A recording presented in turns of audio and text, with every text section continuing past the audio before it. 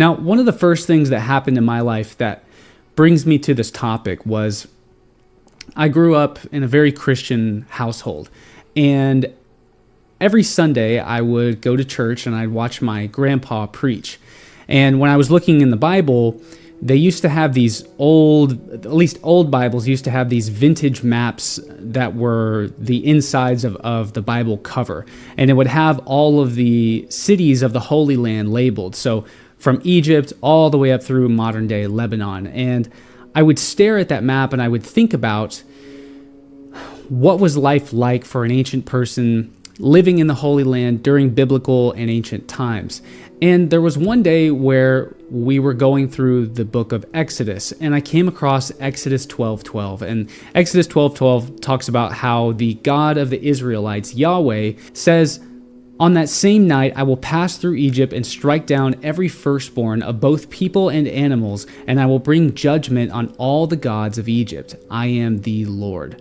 Now, what's really interesting here is at this point in my life, I had always been taught, Yahweh, the Christian God, is the only God, or I should say the Judeo-Christian is the only God. There are no other gods in existence. And so I found it peculiar that the Israelite God in Exodus is actually acknowledging the very existence of the gods of ancient Egypt and saying that he is going to bring his judgment upon them. Is this hyperbole? Is he speaking metaphorically, or is he speaking literally? And if you are a literalist, as a lot of Christians are, what do you make of this biblical verse, as well as so many others that seem to acknowledge the existence of gods other than Yahweh?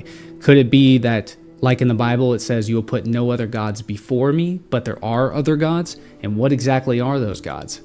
So, as a young kid, let's say I'm 12 or 13 at the time, this starts really turning over in my mind. And this influenced a lot of the way that I viewed ancient gods and ancient religions when I then went to college for anthropology, and even now outside of college studying as a rogue anthropologist. I've said this before, but I do believe that the ancient world makes much more sense if you look at it through the lens that those ancient gods were real.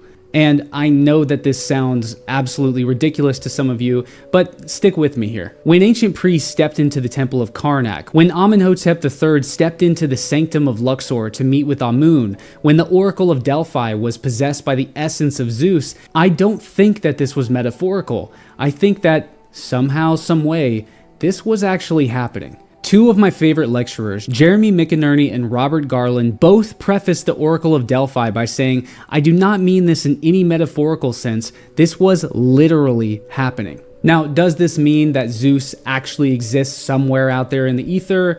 Perhaps, but I think that this is more of a challenge for us to begin adapting our oversimplified view of the ancient world and the religions that they so strongly believed. And we should start asking, why actually did the Egyptians, Greeks, and Romans, and so many other countless cultures around the world relentlessly construct enormous temples and carry out obsessive and numerous ceremonies in the name of their gods? I want you guys to think about that. Before just 1,500 years ago, even just up to about 600 years ago, the greatest architectural feats, the greatest monumental feats in all of human history were done for a religious purpose. And those people were just as intelligent and just as perceptive as you and I. So what is the reality here?